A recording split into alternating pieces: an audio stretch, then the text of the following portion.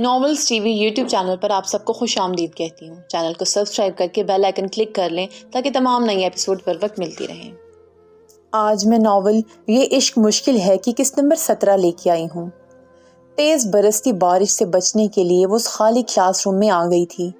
Lala don't worry, میں ٹھیک ہوں۔ آئی نو ٹھیک ہو، مگر تمہیں اپنا خیال رکھنا ہے۔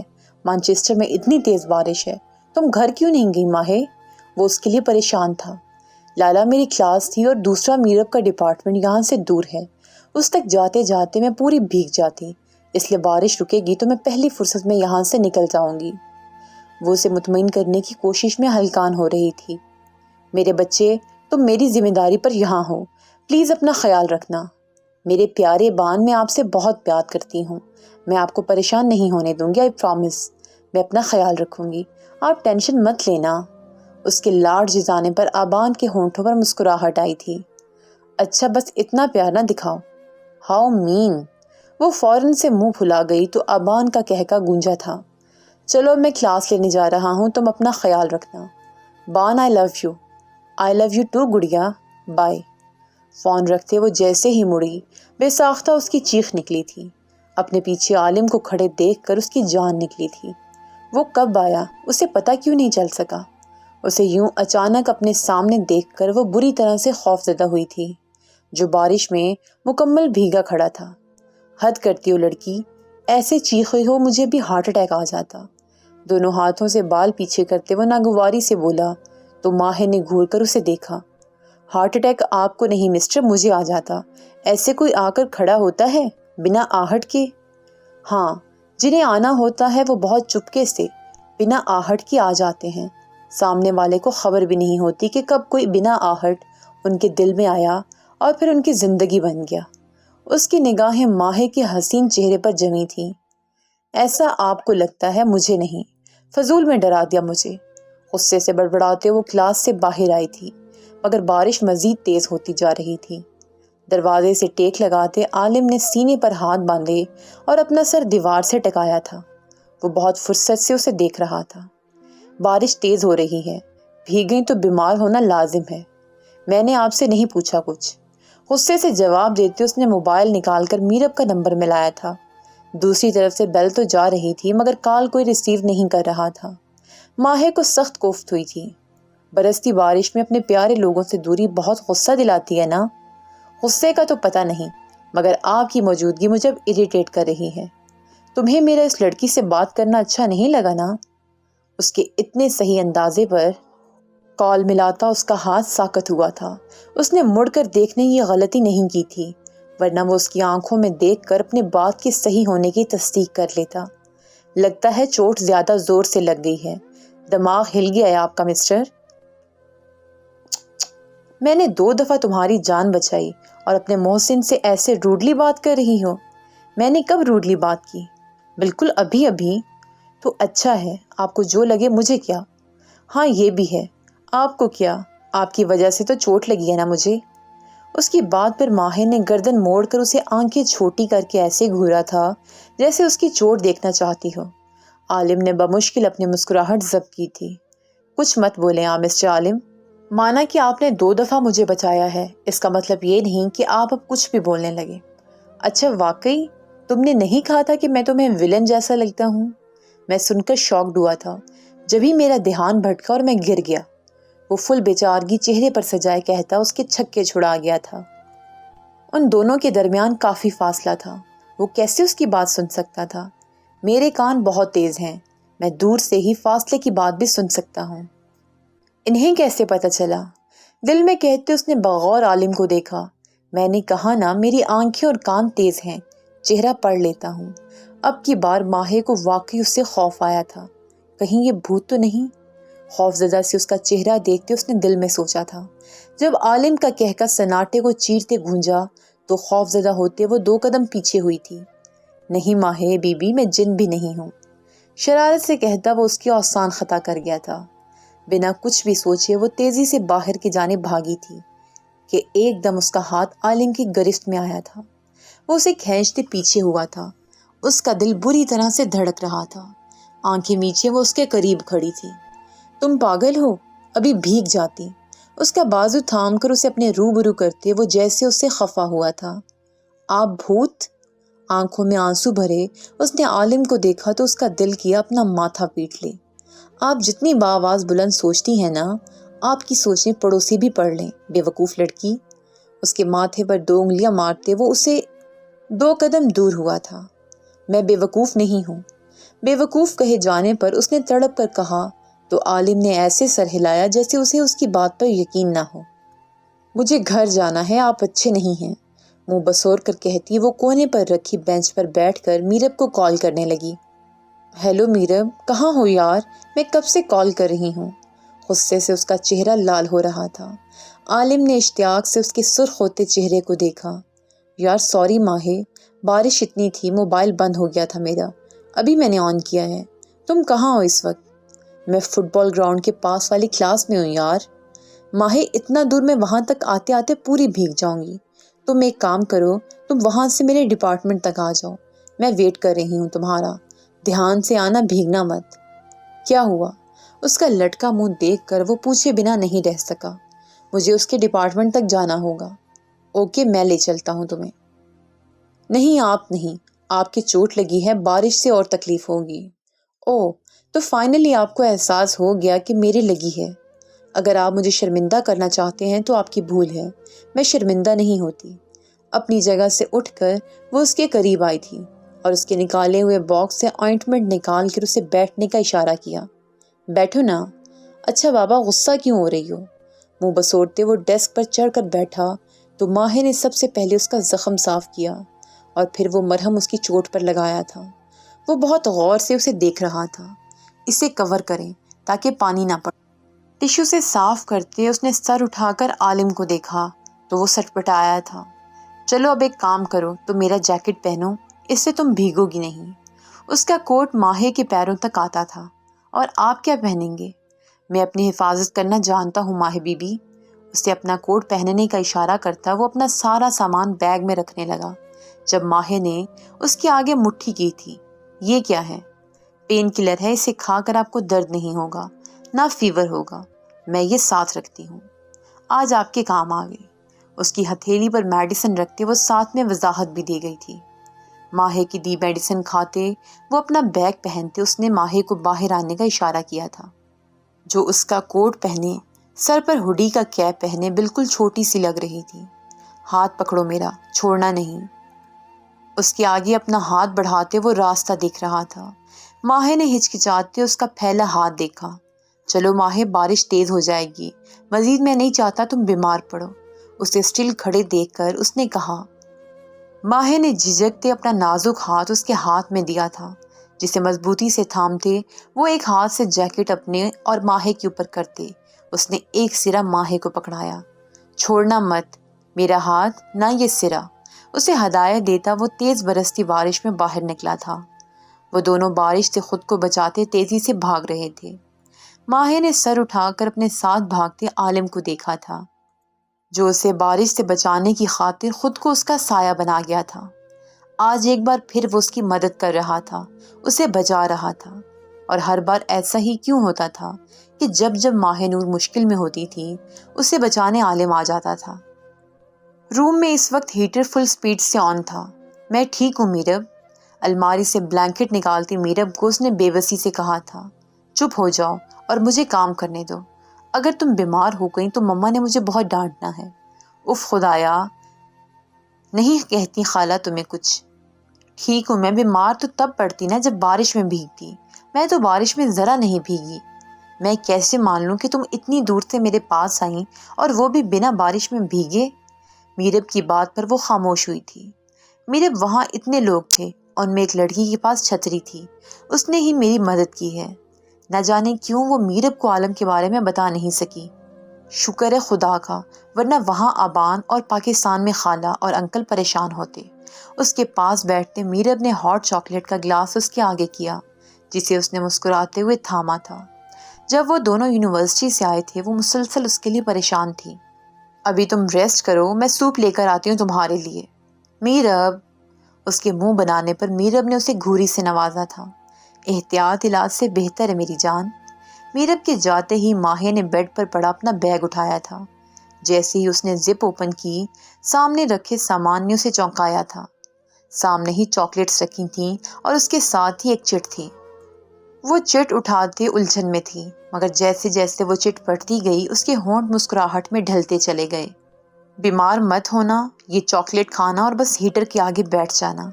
کیا بات ہے، کیوں مسکرایا جا رہا ہے؟ میرب کی آواز پر اس نے چٹ بیگ میں پھینکی تھی اور موبائل نکالا۔ کچھ نہیں، بس ویسے ہی۔ ماہی، کچھ ہے کیا جو تم مجھ سے چھپا رہی ہو؟ پاگل ہو کیا؟ میں کیا تم سے چھپاؤں گی؟ بس ماما کی بات یاد آ گئی تھی، اب ماما کو بھی کال کرنی ہے، وہ میری کال کا ویٹ کر رہی ہوں گی۔ تم نے خالہ کا دیا کام کر دیا؟ سوپ کا سپ لیتے وہ میرب کا دھیان فوراً دوسری طرف کر گئی تھی۔ اوپس یار، میں تو بھول ہی گئی، سچ میں ابھی کرتی ہوں، تم یہ پلیز جلدی سے ختم کر لو۔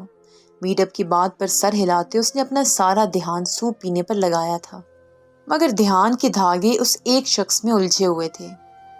کمرے میں چھایا ملگجا اندھیرا بھی آہستہ آہستہ گہرے اندھیرے میں تبدیل ہو رہا تھا۔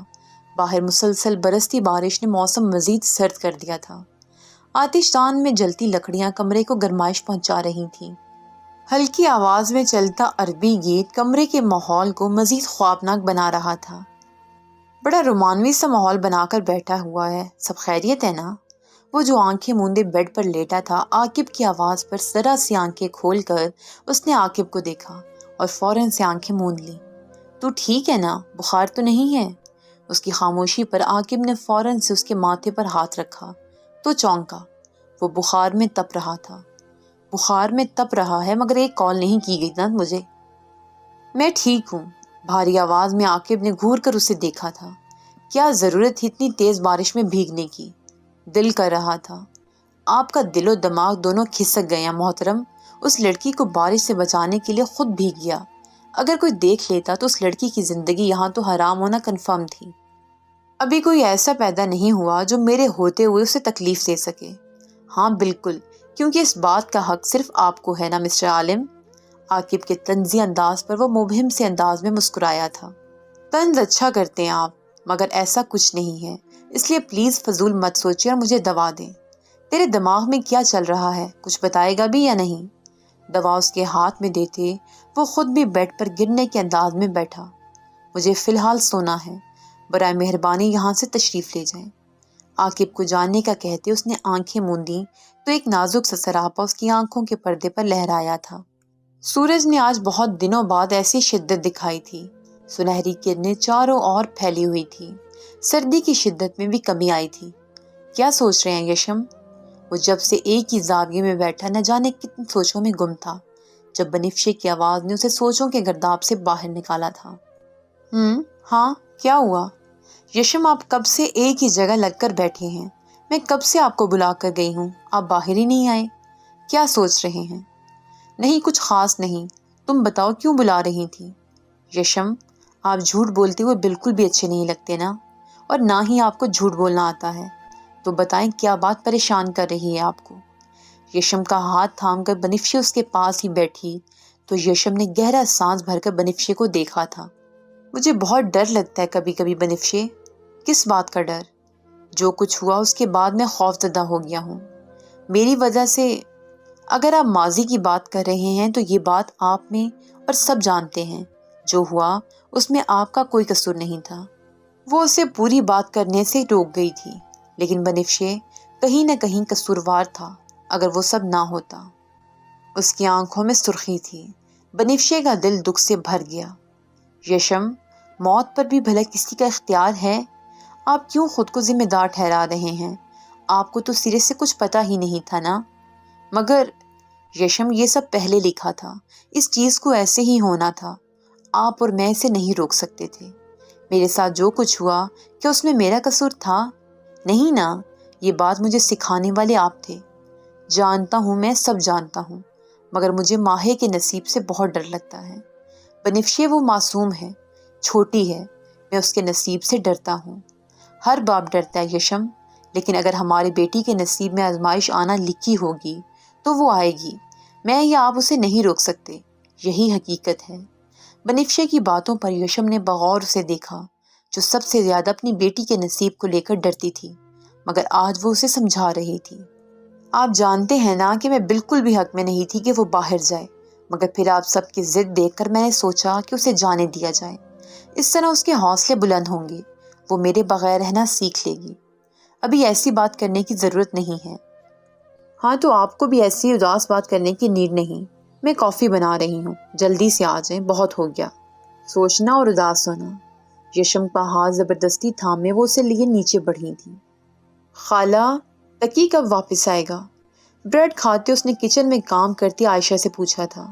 اسے بھول جاؤ، وہ سال سے پہلے واپس نہیں آئے گا، اس کی روٹین بہت ٹف ہے۔ میرب کے جواب نے اسے سخت بزمزہ کیا تھا۔ یار، میں یہاں سب کے ساتھ رہنے آئی تھی، مگر یہاں تو ماموں اور تقی آنے کا نام ہی نہیں لے رہے۔ بابا تو آ جائیں گے 1-2 مہینے میں، ایک پروجیکٹ کے سلسلے میں گئے ہیں۔ ہاں، تقی کا کوئی پتہ نہیں، لیکن تم کیوں اداس ہو رہی ہو؟ میرب ہے نا، وہ تمہیں ہر جگہ دکھائے گی۔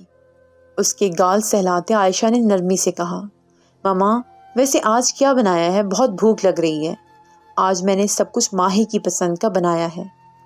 کبھی میری پسند کا بھی بنا لیا کریں، بول کر بنوانا پڑتا ہے۔ میرب کے شکوہ کرنے پر ماہی بے اختیار ہنسی تھی۔ میں تم سے چھوٹی ہوں، اس لیے خالہ مجھ سے زیادہ پیار کرتی ہیں، میرے تم جیلس مت ہو۔ ماہی اترائی تھی۔ میرب نے نظر بھر کر اس کے مسکراتے چہرے کو دیکھا۔ ٹیبل لگ جائے، بلا لینا، میرے سر میں درد ہو رہا ہے۔ اسے کہتے وہ رکی نہیں تھی۔ عائشہ خالہ، کیا وہ مجھ سے ناراض ہو گئی ہے؟ میرب کے ایسے جانے پر ماہی نے پریشانی سے عائشہ سے پوچھا تھا۔ نہیں، وہ کیوں ناراض ہوگی؟ اب چھوڑو اسے اور یہ بسکٹ کھاؤ، میں نے اسپیشلی تمہارے لیے بیک کیے ہیں۔ واو خالہ، یو آر گریٹ۔ ماہی کے انداز پر وہ ہنس پڑی۔ وہیں سیڑھیوں پر کھڑی میرب نے خاموشی سے یہ منظر دیکھا تھا۔ بے دردی سے لب کچلتے وہ اپنی جیکٹ لیتے گھر سے نکلتی چلی گئی۔ گھر سے نکل کر وہ باہر آ گئی تھی، مگر دل میں چوبی پھانس حد سے زیادہ تکلیف دے رہی تھی۔ نہ جانے کتنی دیر وہ یوں ہی باہر ٹہلتی رہی تھی، اور پھر گھڑی میں ٹائم دیکھتے وہ شٹل میں سوار ہوئی تھی۔ اپنے مطلوبہ سٹاپ پر اترتے اس نے سب سے پہلے تازہ پھولوں کا گلدستہ لیا تھا۔ تیزی سے چلتے وہ اندر داخل ہوتی مطلوبہ جگہ پر آئی تھی، جہاں سامنے دیکھ کر اسے اس کے چہرے پر مسکراہٹ آئی تھی۔ کیسی ہیں؟ ناراض تو نہیں ہے نا مجھ سے؟ پھول سائڈ پر رکھتے وہ اپنے لیے جگہ بناتی وہیں بیٹھ گئی۔ پاکستان سے ماہی آئی ہے اور میں بہت خوش ہوں، فائنلی اتنے وقت کے انتظار کے بعد وہ آ گئی۔ انتظار طویل تھا مگر رائگاں نہیں گیا، مجھے امید ہے اب سب ٹھیک ہو جائے گا۔ اپنی بات کہتے وہ ہولے سے مسکرائی۔ آپ کو پتہ ہے نا، آپ کا مجھ پر بہت احسان ہے، میں آپ کے ہر احسان کا بدلہ چکانا چاہتی ہوں، اور مجھے یقین ہے ایک دن آپ مجھ پر فخر محسوس کریں گی۔ اچھا میں چلتی ہوں، رات ہونے والی ہے، آپ ایک پرسکون نیند لیں، میں پھر آؤں گی، اپنا خیال رکھیے گا۔ میں ہوں یہاں سب سنبھالنے کے لیے، پریشانی کی کوئی بات نہیں، بائے بائے۔ آسمان پر سیاہی مائل بادل اپنا ڈیرا جمانے لگے تھے۔ گہرا سانس بھرتے وہ اٹھ کر باہر آ گئی۔ بوجھل دل ایک دم سے سکون ہو گیا تھا۔ پرسکون سانس فضا میں خارج کرتے وہ پورے دل سے مسکرائی تھی۔ ہر روز کی طرح ایک بار پھر وہ افراتفری میں تیار ہو رہی تھی۔ اس کی جلد بازیاں دیکھتے عائشہ مسکراتے اس کا بریک فاسٹ ریڈی کرنے لگی۔ خالہ، آپ میرو کو بھی کچھ سکھا دیں، اکیلے اکیلے سب کرتی رہتی ہے۔ کر لیا تمہاری میرو نے یہ سب کام، جان نہ نکل جائے ان محترمہ کی۔ عائشہ کے جلے انداز پر ماہی کا کہکا گونجا، وہیں میرب کے چہرے کا رنگ تبدیل ہوا تھا۔ خالہ ایسی بھی بات نہیں۔ میرب کی بدلتی رنگت دیکھتے وہ فوراً سے بولی تھی، مگر تب تک میرب اٹھ چکی تھی۔ ماہی، مجھے لیٹ ہو رہا ہے، تم آ جانا، میں جا رہی ہوں۔ اپنا بیگ اٹھاتے وہ ماہی کو کہتی بنا اسے کچھ بھی بولنے کا موقع دیے گھر سے نکلتی چلی گئی۔ ماہی نے بے بسی کے عالم میں اسے جاتے دیکھا تھا۔ میرب کہاں گئی؟ اس کا ٹیسٹ تھا خالہ، میں بھی جا رہی ہوں۔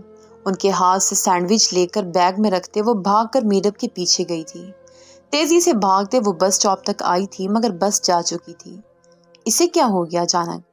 خود سے کہتے وہ وہیں بس اسٹاپ پر بیٹھ کر دوسری بس کا انتظار کرنے لگی، یہ جانے بغیر کہ کوئی ہے جو ایک کونے میں کھڑا اسے بغور دیکھ رہا ہے۔ حال الارم کی آواز پر بری طرح چونکتے اس نے گھڑی کو دیکھا، آنکھوں میں حیرت در آئی تھی۔ صبح کے 6 بج رہے تھے، وہ پوری رات نہیں سو سکی تھی۔ اس کے ہاتھ میں ڈائری تھی، ساری رات وہ ڈائری پڑھتے گزری تھی۔ دل کا بوجھل پن مزید بڑھ گیا تھا۔